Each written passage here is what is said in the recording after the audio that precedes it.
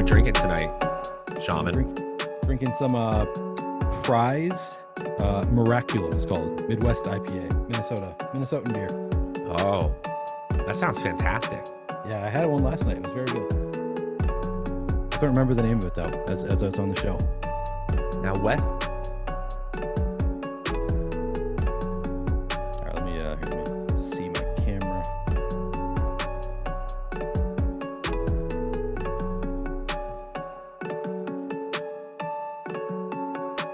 Okay.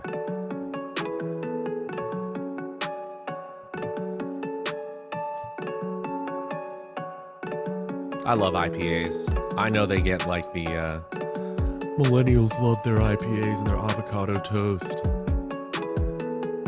Give me a great IPA. Kind of hit or miss for me. What's going on, everyone? Welcome back to the Stokastic DFS channel. My name is Matt Savoca at Draftaholic, and we have got a barn burner today. Possibly the best team in football hosting the Washington Commanders. Don't call them any other team name. Showdown Shaman. We've got the man himself, the man, the myth, the legend, Neil Orfield. Follow him at PlayerQDFS. I'm so excited to break this one down. What's going on, man? I can't call them the Washington football team. I just want to call them the Washington football team. Nope. It's like the three pumps rule that Key and Peele introduced us to. It's the 2 misnaming strikes, 2 and you're out. All right. So we'll give you there. So, hopefully we don't get to a spot because who knows what the punishment will be. We'll have maybe producer Mike can poll people what we should do if we say the wrong name. But ultimately, it's an 11-point spread. It's an Eagles team that has been steamrolling teams, that has already crushed this Washington team. And they're at home. There really aren't a lot of weather concerns. This team is firing on all cylinders. You ready to break this one down, man? Yeah, let's do it. Let's do it. Make sure to hit the like button. Already seeing thousands of you rolling in. The chat is firing off already. We got to thank our sponsor as well, No House Advantage. We will do an overlay check soon enough, but the first match deposit bonus up to $50 over at No House Advantage when you click the link in the video description below.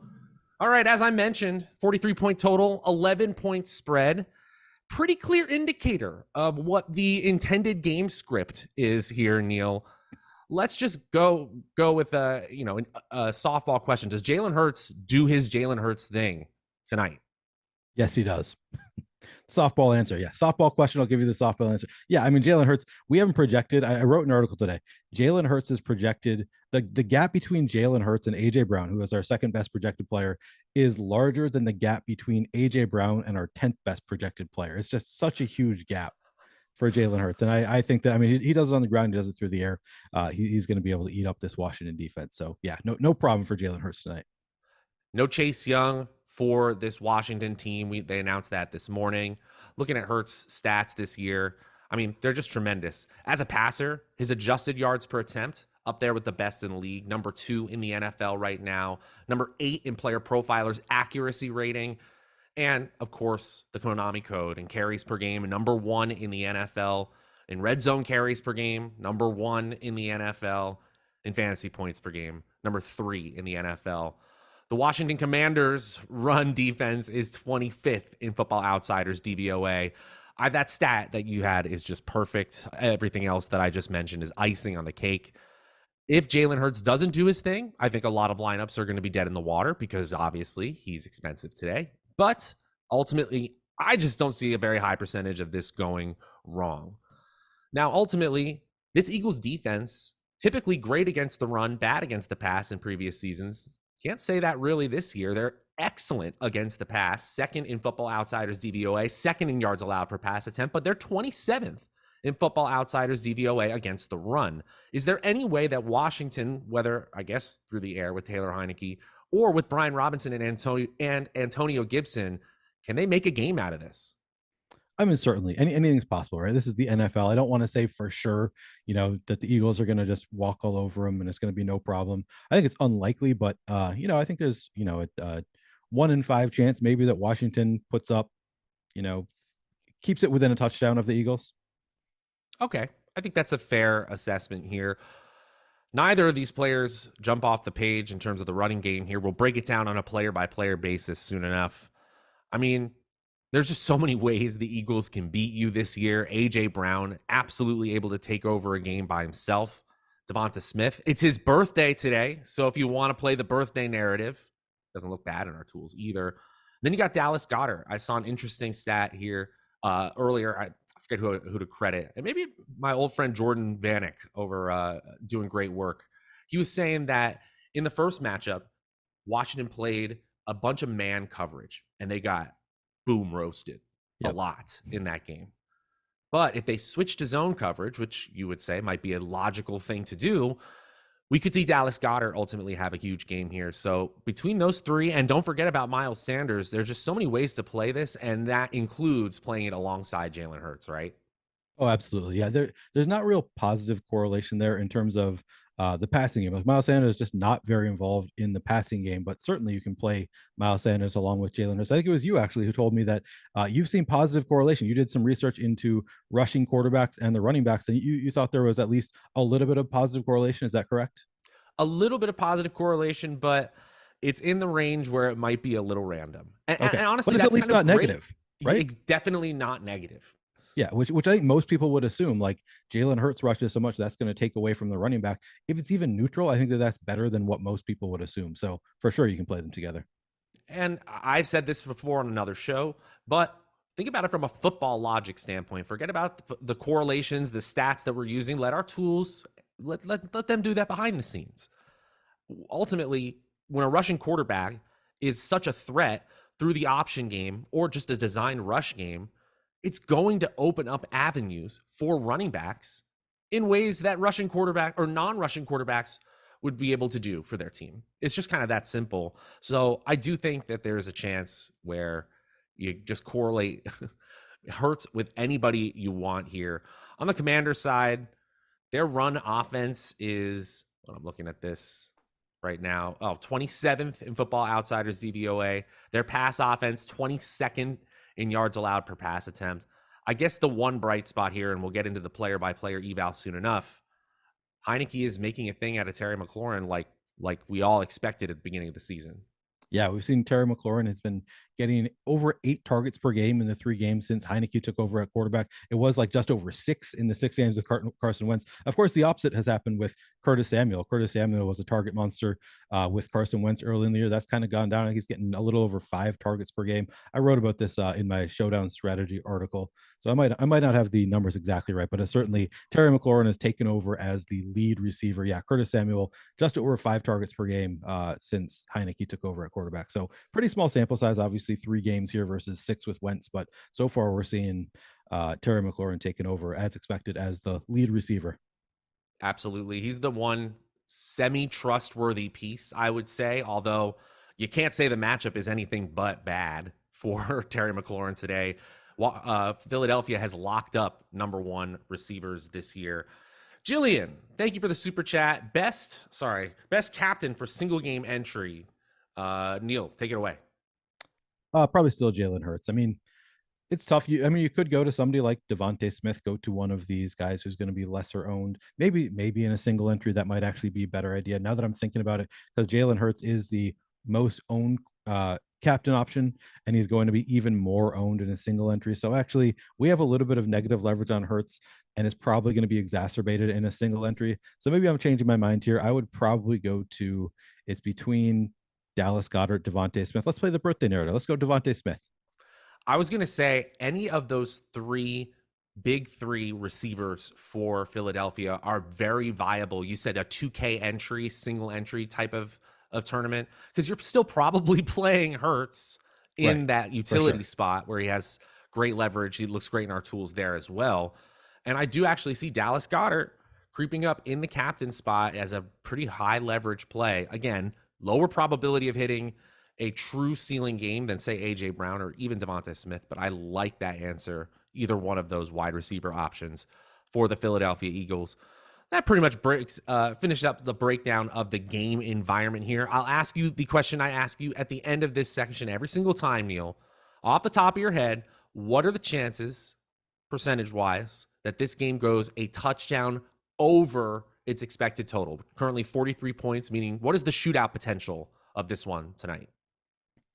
I mean, it's always sort of in that 20 to 30% range for me. I'll say upper 20s. I think that is more likely in this game than usual because I could see Philadelphia putting up a lot of points. So I'm going to say a 28% chance. You took the words out of my mouth. I think there are ceiling performances from a totals standpoint, which only one team did most of the work, the Philadelphia Eagles. Telling you right now, if you are playing the Washington upset narrative lineups, you are going to be few and far between. And I know you like to get unique, Neil, but that is not the way we see this one going. Fair to say? Fair to say, yeah. And that's actually not usually the way that I get unique. That's how I know a lot of sharp players who do it that way. So I have thought about changing my approach where they play like I'm going to play a 5-1 Washington stack, which can work even if Washington doesn't win the game. They can still have the optimal 5-1 stack just because of pricing and such. But I don't, it's not something that I'm forcing. I might end up with some of those 5-1 Washington stacks, but I think it's unlikely to be in, too many of my lineups. That makes sense. And here's where I know we are not changing our approach. We're not changing our approach to how awesome this BetMGM offer is right now. We've got 2 free months of Stokastic Plus Premium available to you guys when you sign up over at BetMGM. Guys, this 2-month offer, it's not going to last forever, I can tell you that. And on top of that, they've got the $1,000 risk-free bet offer. So you could be getting all of the tools, not just NFL, NBA, NHL, every single sport we've got over at Stokastic Plus Premium. And then you can possibly be getting a huge gain in that risk-free bet up to $1,000 over there. It's really important that you follow the instructions here. Click the link in the video description below, create a BetMGM Sportsbook account, deposit at least $10, make your first paid bet, and then once it settles, you can get that Stokastic Plus subscription for 2 months. As I said, it is not going to be 2 months for too long. BetMGM, an awesome partner, an awesome place to play. Get into the action over there. Let's get into the action here with the visiting Washington Commanders. Their point total, not swell. 16 points right now in the Vegas sports books. Look, let's start with the quarterback position. Taylor Heineke at least has got this team playing mediocrely. But ultimately, I don't think we see a high success rate for them today. What do you think about Taylor Heineke in the context of this slate? Yeah, so the first place that I always look is the tools. So Taylor Heineke, 5.3% projected ownership in the captain spot, 3.6% optimal, 30% ownership in the util spot, 27% optimal. Looks a little bit over owned in the tools, which is kind of surprising that he's so infrequently optimal as a quarterback on a showdown slate. I think EMAC said in his article today that Taylor Heineke was, of all quarterbacks, if you looked at the entire main slate for the entire week, he was the second worst projected quarterback. He just does not have a very good projection. It's obviously a really tough matchup with the Eagles. Taylor Heineke does have a little bit of rushing upside too. He rushed for over 300 yards last year, certainly in that mid-range. One of the better rushing quarterbacks in the league, but still, nothing close to Jalen Hurts. Nothing close to that level. So I like Taylor Heineke. I'm probably going to be pretty close to the field, honestly. And I'll probably actually I will have some lineups that are at least somewhat of a Commander's onslaught with Heineke in the captain spot and multiple Commander's receivers in the flex. Stranger things have certainly happened. So I'm willing to play some Heineke in the captain spot, and I'll also have some Heineke in the flex, pretty close to where the field is at. I'll probably have somewhere between 30 and 40% Heineke across my lineups in either the flex or the util spot. And as far as correlation goes, Heineke is a guy that if he's in the captain spot, I would want at least one pass catcher in a flex role, preferably two, but at least one. I think that he could get there with one because of the rushing upside. If he is in the flex, I don't think you necessarily need a pass catcher with him in the flex because it could be that, the Commanders score one touchdown. It's a Heineke rush, or it's a Heineke throw, and then he adds on 40 rushing yards. I think there are ways for Heineke to get there in the flex without any pass catchers from the Commanders elsewhere in the lineup. But in general, I'd prefer to have a pass catcher with him in most spots. I think one way to do it, and you could call this the coward's way to play it, is you just take the quarterback and the kicker for the Commanders, knowing that you might have a bunch of stalled drives. The rushing game has not been great. And maybe you get a situation where they don't have a ton of touchdowns. They end up kicking a bunch of field goals, and you've captured essentially all of the scoring of Washington, albeit not much, with two players. I do think that is something that has crossed my mind when I'm looking at the lineup builder. That's something I'm looking at. Speaking of something I'm looking at, I'm seeing the super chat from my filler Arc.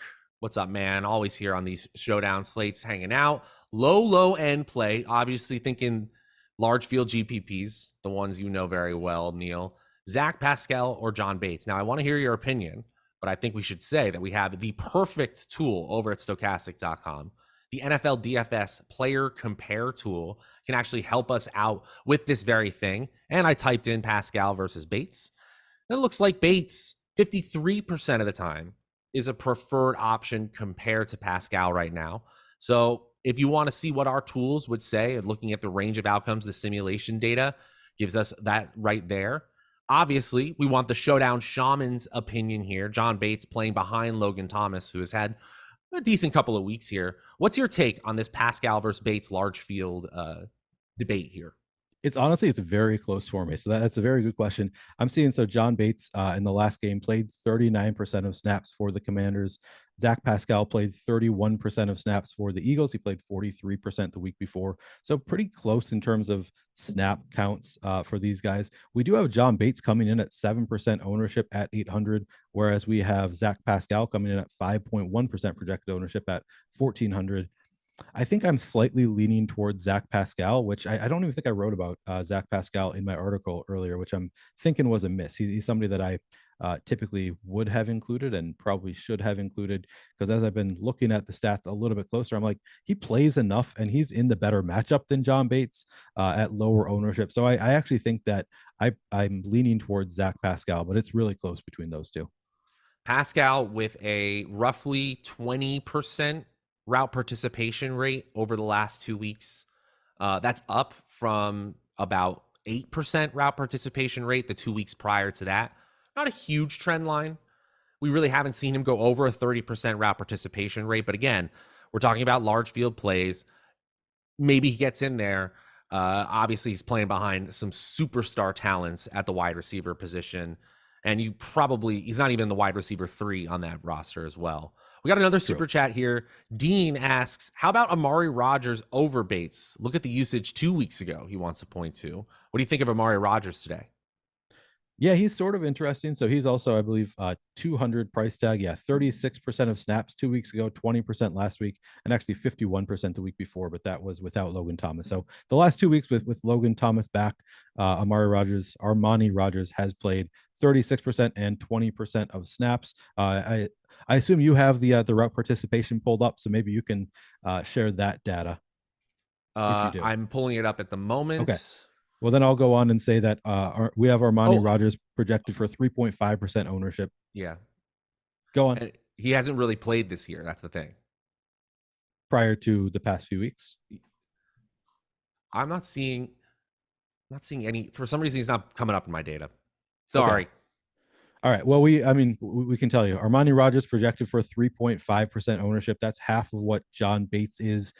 He is 200, so he's cheaper than John Bates. And yeah, he has been active, at least playing snaps the past couple of weeks. So I'm going to get to some Armani Rodgers. He has not been somebody that I've been really focused on getting to, but at 3.5% projected ownership, I'm going to be at least a little bit above the field. These punt plays. I how do we pick between them? I don't know.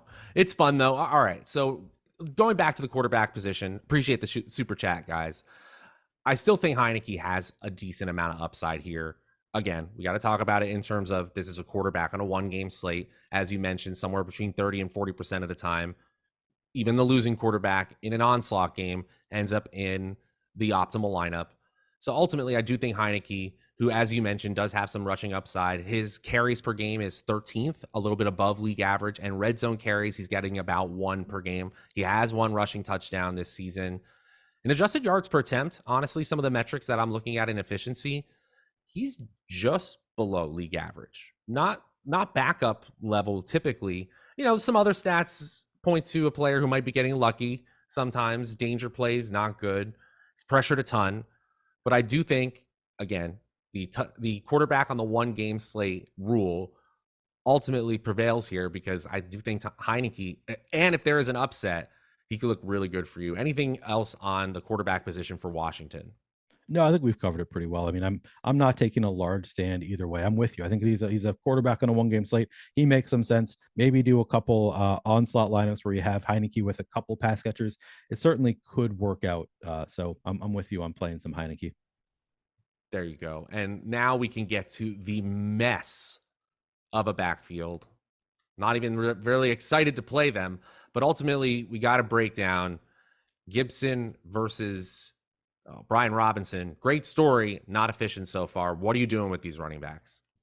I'm playing a good amount of Antonio Gibson.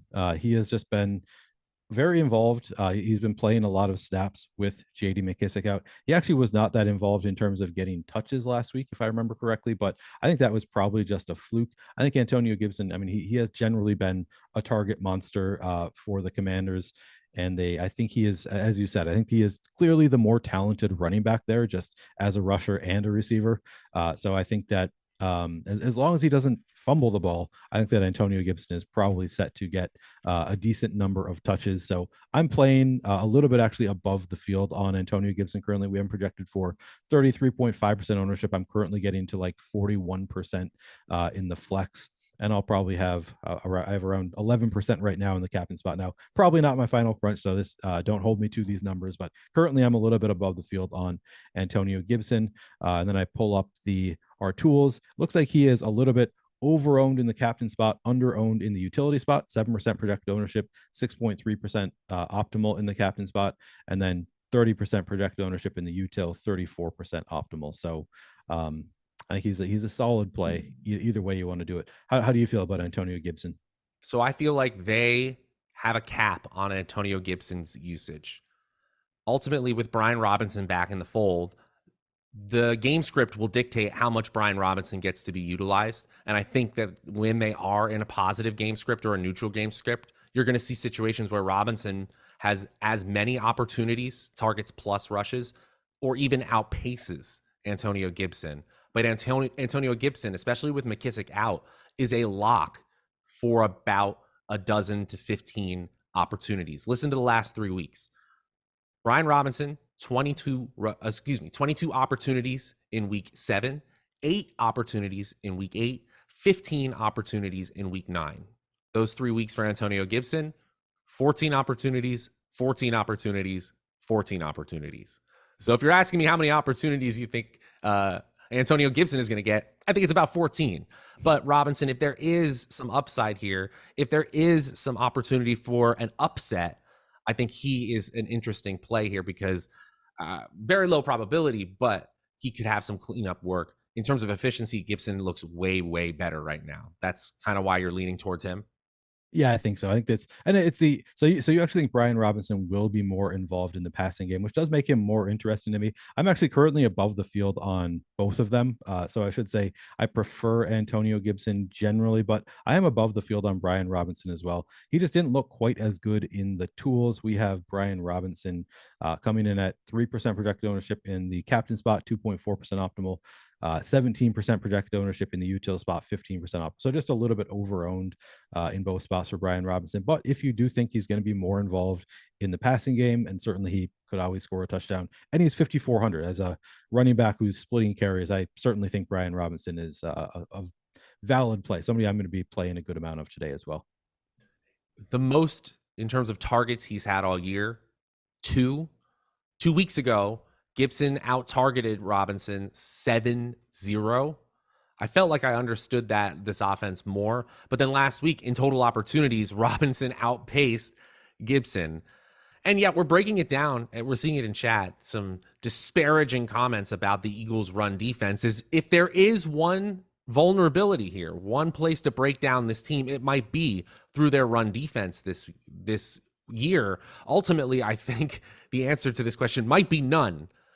But there's a sliver of hope here. And I do think Gibson is my preferred choice, even though the salary is what it is. And with no Williams and no McKissic today, at least the choices are easy for the running backs for Washington. Are you really playing anyone else at the position for Washington? For Washington, I am not. Yeah. Okay. There we go. So I think that pretty much covers it here.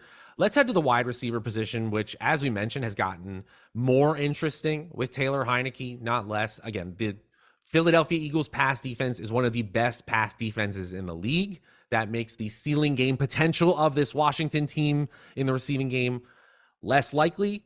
But when you got players like Terry McLaurin, you're going to have to take some shots. How are you doing with Terry McLaurin today? Yeah, I like Terry McLaurin. I'm coming in slightly under the field currently. I'm actually coming in a little bit under the field on all of the receivers that I like right now. So maybe I'll have to adjust a little bit. The hard thing is you need to play somebody from Washington, right? And Terry McLaurin seems as good a bet as anybody to just have 7 catches for 70 yards, and that might be enough for him to be the best play from Washington, even if you are doing a Philadelphia onslaught. So I do like Terry McLaurin quite a bit here. We've got him coming in at 29% projected ownership. I have him in 27% of my util lineups. So, I'm not well under the field there. He does look a little bit overowned in the single game tool. 5.6% projected captain ownership, 4.3% optimal, 29% util ownership, 28% optimal. So slightly, very, very neutral there. Makes sense as a play, especially if we're expecting Washington to need to be throwing the ball. We know that Taylor Heineke likes Terry McLaurin, likes throwing the ball to Terry McLaurin. So I don't know that I'm going to end up under the field on Terry McLaurin. Maybe I end up slightly above the field. It's just hard because I'm focusing on getting above the field on more lower owned plays, which naturally then the guys who get more ownership, I go in under the field. But McLaurin, 29% ownership seems reasonable. So I think he's a great play. A great player. And ultimately, even if our tools are saying that he's a slightly negative leverage, he still has a very high optimal rate compared to the rest of his team. And there's a level of certainty with opportunity here that has increased, as we mentioned earlier in the show. Weeks 4 through 6, 6 targets, 6 targets, 6 targets. Weeks 7 through 9, 8 targets, 9 targets, 9 targets. And it's really just 2 receivers here and then total dart throws with this Washington passing game here. Terry McLaurin with that more consistent usage. Curtis Samuel, the one with that more variable usage. Obviously can get some gadget plays, runs it a little bit. 7, 8, 6, 13, 8, 5. So Curtis Samuel, you would say the variance in terms of total opportunity expectation, it's definitely higher for him. Yeah, for sure. And it's hard to play Curtis Samuel. So I think I'm going to actually, he's a guy that I'm going to be under the field on, and I'm more comfortable with it. I'm not going well on it. So we've got him 28% ownership in the util. I have Curtis Samuel currently 18%. I'm not like full fading him, but I think I'm comfortable coming in a little bit under the field on Curtis Samuel. Maybe it'll come back to bite me. Maybe this is a game where they're going to need to pull out some more gadgety plays and he'll be more involved. So it might be a mistake, but with the field getting there in such a good amount and the trend we've seen of Terry McLaurin being pretty clearly the wide receiver 1 with Taylor Heineke at captain, I'm a little bit more comfortable getting away from Curtis Samuel. Of course, then I look at the tools and they disagree with me. 5.3% projected ownership in the captain spot, 6.1% optimal, 28% projected ownership in the util spot, 31% optimal. So he does have positive leverage in both spots. He is 6,600. So don't necessarily follow my lead. I think I'm going to be underweight to the field anyway, but he certainly makes a lot of sense. Hey, we use these tools, these simulation-based tools, these math-based tools as our foundation, our North Star, right? But then in order to take down a tournament, sometimes it's okay to add your little wrinkle to things. And sometimes we'll caveat it, right? We'll say, here is the play that you should make that may, or here's the play that we're making that maybe you shouldn't, or something like that. But ultimately, we're talking about range of outcomes. We're talking about all the things that could possibly happen so that when you submit your lineups, you like the way they look. We don't know what's going to happen. If we did, we'd all be gajillionaires. You're well on your way there over here, Showdown Shaman. But I will say that ultimately use the tools as your basis, your foundation, and then pivot off of it when you feel that way. Ultimately, I do think a 13 opportunity game for Curtis Samuel has a low probability, but somewhat likely outcome here, especially if they're trying to get unique second time facing this opponent and they're trying to just show a different part of their offense, pull out the bag of tricks in a divisional matchup. I could see stranger things happening. Eric Traub, $4.99. What's up, Eric? Good to see you here, man. Would you take a flyer in Jarrett Patterson? Is he much of a pass catcher out of the backfield or not really? So, Neil, you did say in your last run here, as we get closer and closer to lock, you didn't have any Jared Patterson, no third running back on Washington. Would you take a chance on him? I'm not going to. You could with Jonathan Williams out. I guess he is the number 3 running back for the Commanders. I'm just trying to see, have they even played last week? Alex Arma played 2% of snaps.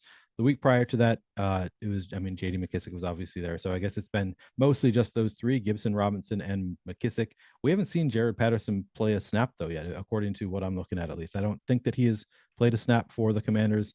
I don't think of him as being much of a receiver, but I could be wrong there. I guess I don't know that much about Jared Patterson, but I don't think that he's going to have much of an opportunity unless either Robinson or Gibson goes down. Maybe there's a scenario where Gibson fumbles the ball and they've had enough of it and they go away from Gibson, but I'm not planning on playing Jared Patterson, and the fact that they're playing against a good defense in Philadelphia makes it easier for me to fade Jared Patterson. Although you said that they're actually not as good against the run, didn't you? Yeah, right now they've looked like a pretty strong run funnel defense in Philadelphia. Very, very good against the pass, not so good against the run. It's Right. still week 10. We could see some changes there, but that's kind of why we wanted to spend some time breaking it down. I will say that Patterson against this Eagles team in week 17 last year, obviously very different teams, very different scenario, had pretty decent day, 98 total yards, only to be on the practice squad all of this season. Yeah, he's elevated for the first time because of the injuries in the Washington backfield. Another super chat from Jay asking about Jack Stoll, and that's pretty good because we should talk about tight ends here in Washington, but let's pivot real quick and talk about Stoll on the other side in Philadelphia. Yeah, so Jack Stoll, he's going to make it into some of my lineups. He's not a guy that I feel really confident in, but he did play 35% of snaps last week, 57% of snaps the week before, and he's been consistently playing a good number of stacks of snaps. So that doesn't mean that he's getting a ton of targets, but he is at least getting the snaps. I actually want to pull up his targets while we're talking about him because I don't want to misspeak and say my belief is that he's not all that involved in terms of targets. And yeah, he's gotten a total of, so his highest targets in the game is 2. He has a total of 6 targets on the year. So not much of a target monster, but he's a viable touchdown or bust option is what I would say of Jack Stoll. Not somebody that I have a lot of confidence in, but if you wanted to throw him in, 1 in 20 lineups, maybe that's okay. Let's quickly hit on these tight ends for Washington. We got Logan Thomas, who is coming on a little bit, and then we got John Bates as well. How are you playing this tight end position? One that honestly, Thomas was one who's looking pretty decent in our tools, but we're still talking about low probability players in terms of ceiling potential. I kind of like Logan Thomas. I'm under the field right now, and I think that I might continue to adjust because I think I do want to be above the field on Logan Thomas. He's shown some talent in the past, and he's not coming in with a ton of projected ownership right now. We have him at 15% projected ownership, and he's only 2,600. He's a starting tight end who is a talented receiving tight end. So I do kind of like Logan Thomas. I think that I'm actually going to try to get above the field there. And looking at our tools, we've got him. He actually looks like a pretty good captain play. 2.2% projected ownership, 3.9% chance to be an optimal. And then util, 15.3% ownership, 18.2% chance to be an optimal. So I actually like Logan Thomas as a guy who I think that he's I mean, you call him a long shot. I don't think that he's like a full long, like he's not a wholly long shot player. I think it wouldn't be shocking to me if we saw Logan Thomas get 7 targets in this game. Do you agree with that? Like it wouldn't be the weirdest thing in the world. So he's not a long shot in the same way that like a Jack Stoll is, I would say. I think that Logan Thomas is actually could be involved in the passing game. So a little bit of a long shot, but I like the play of Logan Thomas at 2,600. I'm actually gonna crunch a few more times to make sure that I am above the field there because I actually do really like him as a play. And then John, Reading it the same way. Yeah, that's oh yeah, really how I see it. okay, so we're on the same page there. John Bates, I would say, is the bigger long shot than Logan Thomas. I think that he's in play certainly, but John Bates played 39% of snaps last week, 33% the week prior to that, 31 the week prior to that. So I think John Bates is a viable option. And now I want to pull up his targets as well. Because while you're pulling that up, just to reiterate your point about Thomas, his fantasy production doesn't indicate how much opportunity value he's actually gotten the last 4 times he was on the field, which goes all the way back to week 3 because of his injuries. So between weeks 3 and 9, we really haven't seen any production whatsoever. But ultimately, I see some upside. And as you said, 7 target upside in the range of outcomes here. For Bates, we're talking about the classic showdown tight end that falls in the end zone option, maybe a 30% snap share. Thomas, on the other hand, he could run 2/3 of the team's routes, play on 75% of the team's snaps. That's a full-time player. That makes him viable, certainly, on this one game slate. Anything else you Absolutely. want to add here? Yeah, so Thomas for sure. I love Thomas, and I'm actually forcing myself to get to a little bit more there. I'm right with the field at 7% Bates. I think he's a guy who, he could get there, but the past 2 weeks with Thomas back, Bates has had a total of 3 targets.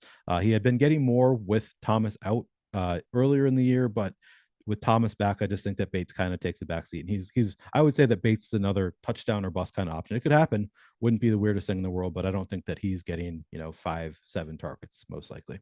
No, I don't think that at all. I'm not going to be playing any lineups that have a ton of Bates. But again, I'm only playing 20 lineups, whereas you're playing the mass multi-entry, trying to win the biggest ones. So again, we got to contextualize what we're saying for the tournaments we're trying to take down. We're always talking about that. And we'll get to the defense and the kicker, which is always important as well. We'll talk about them all together with the Eagles at the end here, but I want to keep going because we got to get to the Eagles and we got to get to the fact that our sponsor, No House Advantage, once again has great overlay. They're awesome. They have a $50 first match deposit bonus. That's up. That's higher than it used to be. And we've got awesome tools that can help you over at Stokastic.com. It's the same statistics and projections you're used to. A great twist on the way to play. Yeah, seeing 63% full right now on the $15 tournament, and the $10 tournament is 60% full right now. They also have the bet versus the house option for you guys. Tons of ways you can play over there. Lots of different sports, NFL, NBA, college basketball. Really fun. Get into the action over there by clicking the link in the video description below. And we've seen some Stokastic members crushing it over there on No House Advantage. So why don't you take a chance as well? All right, Philadelphia Eagles. We talked a lot about Jalen Hurts. Fade him at your own risk. He's awesome. He's efficient. He rushes. He does everything a quarterback you want a quarterback to do from a DFS perspective. He's great, and he's a quarterback on a 1-game slate. So let's go to Miles Sanders and the running game here in Philadelphia. Obviously, an 11-point spread, a home game. A lot of DFS fundamentals saying just play the running back and don't look back. There are. So I'm coming in under the field on Miles Sanders, just because he's not at all involved in the passing game. So he doesn't have that floor of like 6 targets where he's going to get 5 receptions for immediate 5 fantasy points. So I do think that he probably needs to be scoring a touchdown to be optimal, or at least getting the 100-yard bonus. And Washington is a little bit of a pass funnel defense. They are second against the rush in terms of DVOA. So it's a tougher spot for Miles Sanders. It'll be easier for Philadelphia to move the ball through the air, and he's just not involved as a pass catcher. So I'm currently sitting at 18% Miles Sanders. He's also just he's $3,000 more expensive than Antonio Gibson. He's in the same projection range. I think Dallas Goedert is projected better than Miles Sanders for $2,000 cheaper. So it's hard for me to want to play of Miles Sanders. Now, of course, they are the favorite. They might need to be running the ball to hold on to a lead, to run the game out at the end. But 9,800, there are players that I like better than Miles Sanders at the high end. So I'm coming in under the field on Miles Sanders. And of course, it could come back to bite me, but that's the way I'm playing it. And then looking at the top single games tool, he looks over-owned in the captain spot, 7.7% projected ownership, 3.2% optimal. He looks very neutral in the util spot, 31% ownership, 31% optimal. So I'm comfortable going a little bit under the field on Miles Sanders. If he has a great game, I'm still live. I still have him in some lineups, but he's not my favorite play on the slate. How about you? I feel like I have to pull out my inner Laffy and just stump for Miles Sanders and just be like, come on, he's been good this year. Just look at the stats. He's been pretty good. He's 12th in opportunity share. Obviously, because of Jalen Hurts rushing so much, they're second in team run plays per game. So the overall running opportunities are there for the team. 7th in total red zone touches, 7th in total TDs. And somehow they've managed to make him 22nd in expected fantasy points among running backs because Jalen Hurts gets all these high value opportunities within the offense, similar to the way we see Josh Allen when he's running at full strength with the Buffalo Bills. It's expensive to go to a player who has 9 opportunity downside.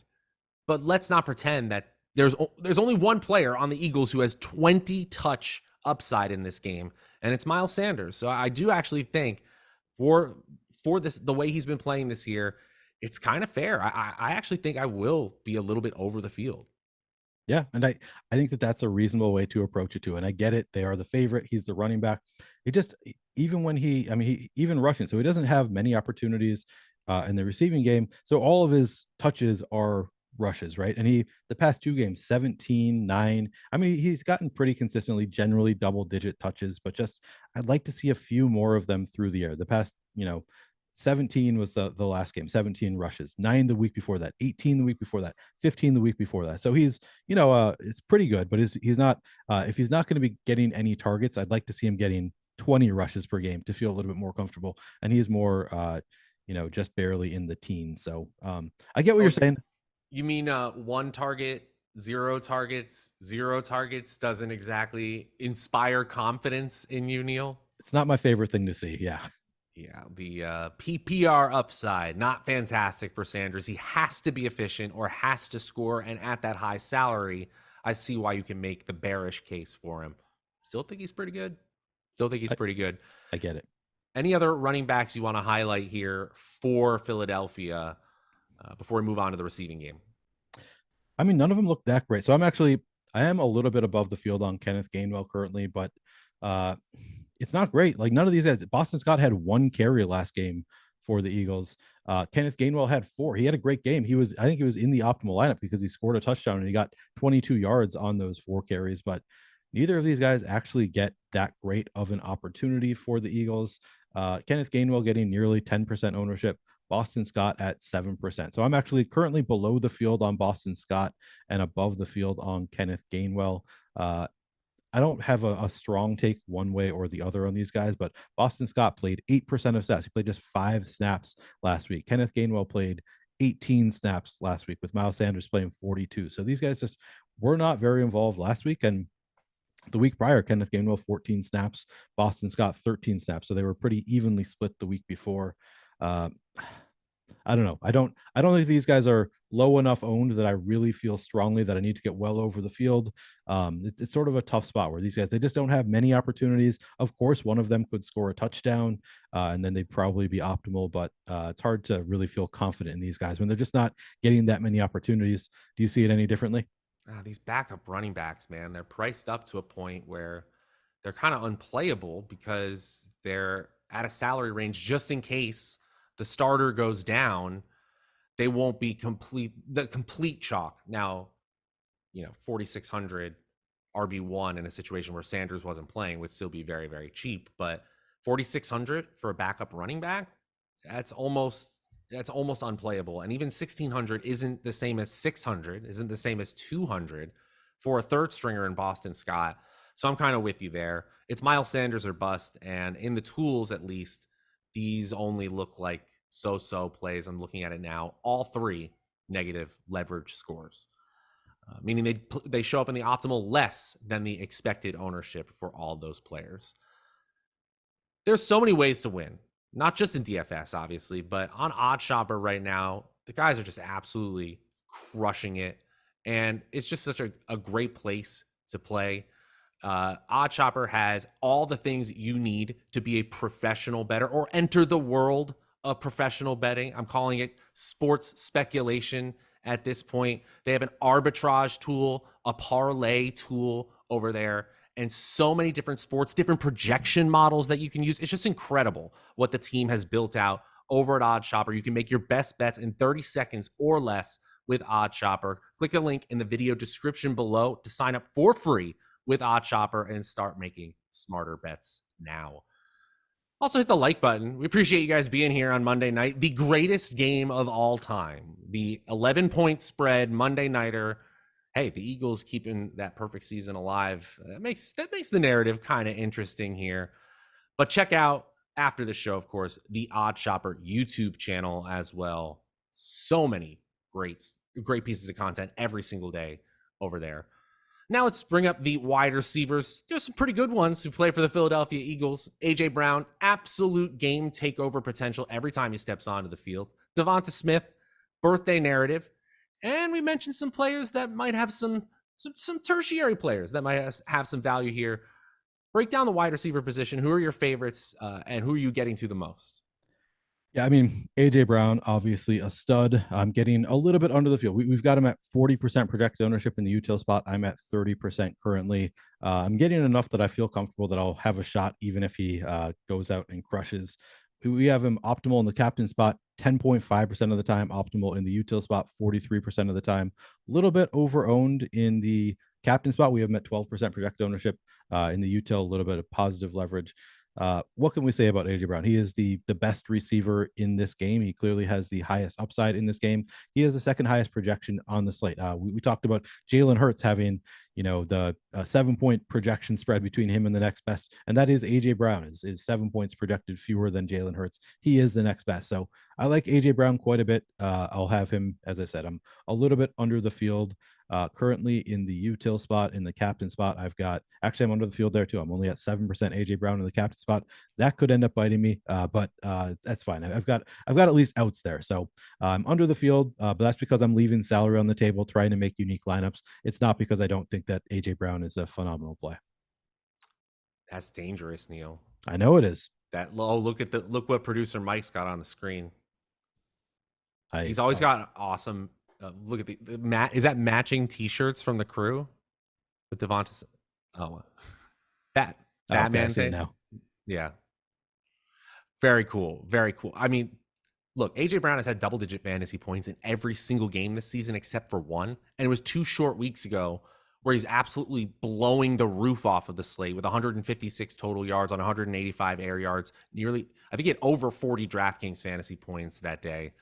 That's the game he's capable of. And man, Neil, fading AJ Brown against the 6th worst pass defense in the entire NFL, and you can make a case could be worse than that, without key players in their pass rush as well. AJ Brown could absolutely freaking smash here. And just from a real football standpoint, I think he is an absolute game changer in how the defense has to play him. But Devonta Smith is probably the one who, because of the way he looks in our tools, is that the way you're gravitating here, just kind of the way that your lineups are being built out. So not actually. So I'm actually under the field on Devonta. Again, I think he's a phenomenal play. It's not because I don't think that he's a great play. I wrote an article. I talked about these guys. These are studs. These are guys I want in a lot of my lineups. Devonta Smith, the last time these two teams played, 8 receptions for 169 yards, something like that, just absolutely destroyed this team. I think that he's a great play. I think that both of these guys are phenomenal plays. I'm getting under the field in part because I'm getting to so much Jalen Hurts. So I just, I'm spending a lot of salary there, and then I'm leaving money on the table. So it makes it harder for me to get to a ton of these guys. I'm still getting 25% Devonta Smith. So I'm below the field, but it's not like I'm fading these guys. It's not like I think they're bad plays. It's just because, I'm trying to leave salary on the table and make unique lineups, and ways to do that involve, I'm still playing a lot of Jalen Hurts. So maybe I could get away there and more of these guys, but I'm also getting to a lot of the tertiary options for the Eagles. Those are the guys that I'm getting above the field on, and I'm hoping that they get the touchdowns instead of AJ Brown and Devonta Smith. I mean, it's not crazy to be a little bit lower on the field than Devonta Smith, even with the birthday narrative. We talked about double-digit fantasy point consistency for AJ Brown. Devonta Smith's last 2 games have been under 10 fantasy points. 3 of his last 5 under 10 fantasy points. 2 of them under 5 fantasy points. So the risk of ruin here compared to Brown or Hurts, especially for a high salary player, it's not like Devonta Smith isn't high, pretty high salaries, $8K tonight. So it's tough. It's tough. I saw this. Ben says Neil is under the field on Christmas, puppies, and sunshine. Just slightly under the field, though, right? There's still Christmas, puppies, and sunshine. Absolutely phenomenal play. You could see how it happened, but you're going to be slightly under the field. Just a little Christmas bit under the field. I mean, you gotta have some room for Halloween in there. You gotta have a little bit of room for Easter. I don't know. I'm just naming holidays at this point. I love puppies. I love sunshine. I love AJ Brown as a play. Christmas, I'm kind of meh. I love AJ Brown as a play. I'm trying to get unique. I'm trying to make lineups that nobody else has, and sometimes you gotta make concessions among the expensive guys. Sometimes you've got to play Halloween, cats, and thunderstorms. I get it. That's why he's the showdown shaman. It's just pure brilliance right there. Ultimately, the tertiary options, we got to talk about them because we got Quez Watkins, we got Zach Pascal, we've got Britton Covey with a projection. Who's sticking out to you? You said you are trying to get to some of these options when you're trying to make salary saver lineups. So I'm not playing any Britton Covey. That's a concession that I'm making. So watch him go out and score a touchdown on the first drive. The guys that I'm liking here, Quez Watkins, Zach Pascal. We've got Quez Watkins coming in at 8.6% projected ownership. I like that. I like that number. Quez Watkins last game played 54% of snaps for the Eagles, 70% the week before. He's pretty clearly the wide receiver 3. We know that this is a pass funnel defense. So I think that it's a great spot for Quez Watkins to potentially get involved. So I'm going under on the guys that you want. I'm going over on these guys that you really don't want. So I'm going over on Quez Watkins a little bit. And then Zach Pascal, also 31% of snaps last week, 43% the week prior. He's going to be on the field. That doesn't mean he's going to get targets, but it wouldn't take much for him to, it wouldn't be shocking to see Zach Pascal get 5 targets in this game. He's 1,400 and we have him projected for 5.1% ownership. So I'm getting to 13% Zach Pascal. These are the plays that you kind of have to make on Showdown sometimes if you want to get to unique lineups. So going over the field on Watkins and Pascal with the understanding. I know that AJ Brown and Devontae Smith far more likely to be the guys that hit, but I'm trying to get unique. Trying to get different, and you're darn good at getting different as well. Watkins is the one I want to highlight here. In the last 3 weeks, he's had a 50% or more snap share in all 3 weeks, over a 50% route participation rate in all 3 weeks, close to that 60% mark in 2 of those games. Still only seeing, it's a lot of wind sprints out there. What can I say? 1 target, 2 targets. But if one of those is in the end zone, Quez Watkins could be very interesting on this slate. Again, just because of I guess Quez Watkins is kind of interesting because his salary is like sort of in that backup running back, that Kenneth Gainwell range, which would mean that he needs to do a little bit more than that. But I still think talk about kind of wide receiver 3 capability, or, knock on wood, this doesn't happen. But if there was somebody to miss time, an injury or something like that, I do think Quez Watkins snaps and routes would go up. Interesting. Not quite as interesting as Dallas Goedert, though. Talk to me. We'll go right into the tight ends. How are you dealing with Goedert, who could have a huge game tonight? Yeah, I like Dallas Goedert quite a bit. He's a guy that I am overweight to the field on. So there are a few in there that I am overweight to the field on. Dallas Goedert, I'm coming in at, okay, I'm at 36%. The field's at 36%. So I'm right with Dallas Goedert in terms of flex in the captain spot. I've only got, I'm under the field on Dallas Goedert. I did not see that happen. I was getting so much earlier as I crunch. I'm slightly under the field. I love Dallas Goedert, though. I think that he's a phenomenal play. If I were hand building, Dallas Goedert would make it into a lot of my lineups. He looks phenomenal in the tools. 10% projected ownership in the captain spot, 13% optimal in the captain spot, 36% projected ownership in the util spot, 43% optimal. So Dallas Goedert, one of the best plays on the slate here.